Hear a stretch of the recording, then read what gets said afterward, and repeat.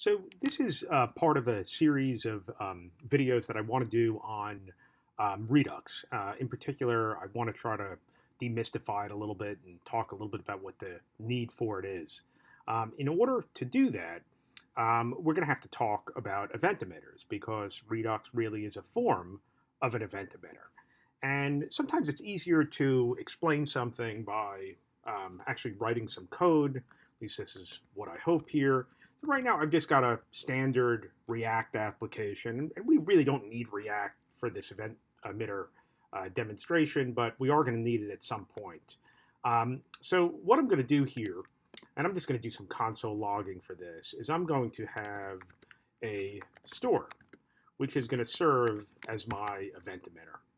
And my store is going to have some state. So this is just an object, and I'm going to start this out so that my state is just a empty object.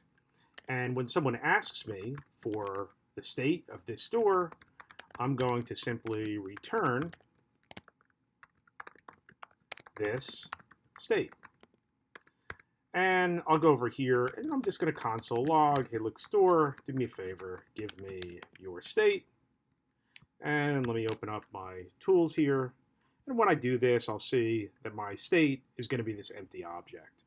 So one of the things that event emitters give you the ability to do is really to decouple things. What do we mean by things? Well, one of the things that we probably have seen with React up to this point without using Redux is that we're storing state high up in the application, and we're constantly pushing ways to manipulate the state farther down. And by using an event emitter, which our store is going to be, what we can do is we can decentralize this. We can decouple this so that instead of the different components relying upon the top level part of the application, they can end up relying on something else. They can end up relying on the store.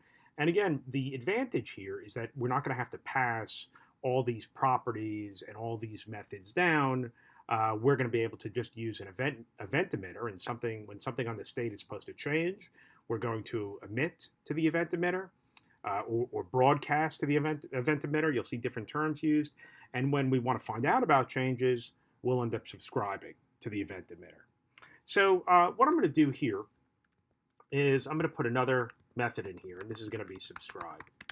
And when we subscribe to the event emitter, we're going to pass a listener because we want to subscribe. We want to be notified if there's a change to our store. And in order to do this, we're also going to have a collection of listeners, which is an array. And when we end up going to subscribe, what we're going to end up doing is we're going to take our listeners and we'll say this listeners equals, and we'll splat out the this listeners, whatever they are, and we're going to add in the listener that we're subscribing to. The other thing that we're also going to want to do is we're going to want to give the ability to unsubscribe as well. But let's actually start out by just saying, hey, look, store, we want to subscribe to you. And we're going to pass you in a function, and we're hoping that you'll end up sending us some information about your state. So here, this shouldn't end up breaking anything. If it does, we'll fix it. But we're able to subscribe. Nothing all that interesting is happening.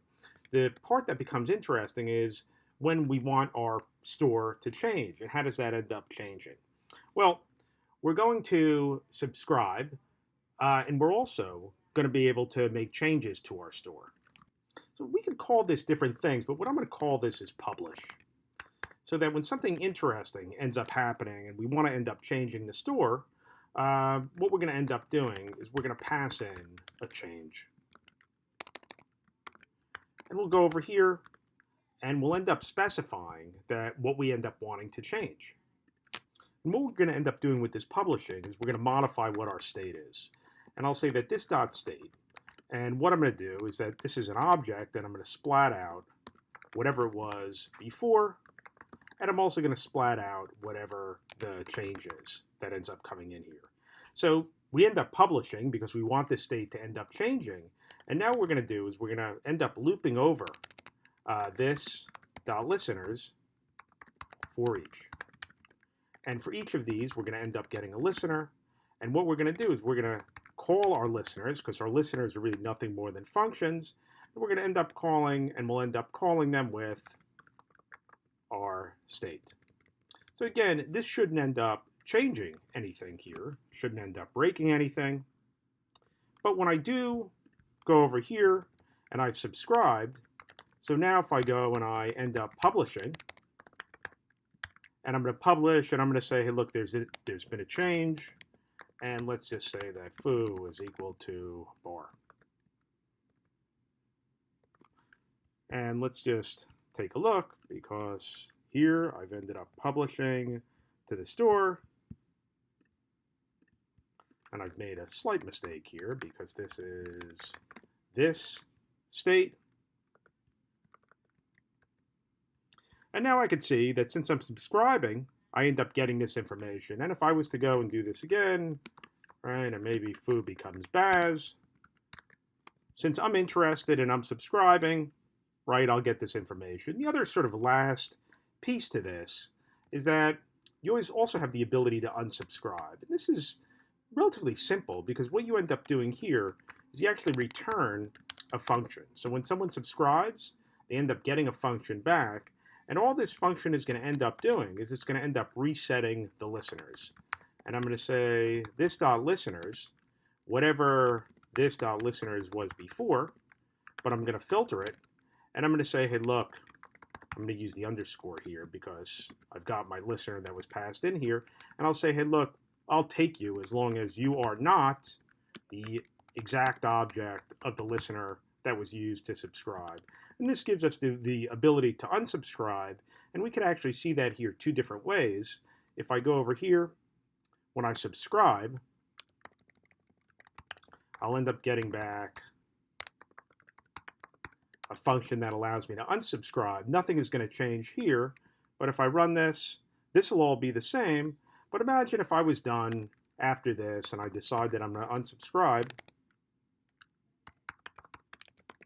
Then what will happen is that I should only see the one notification, right? I've unsubscribed. Again, just changing this back. If I don't unsubscribe,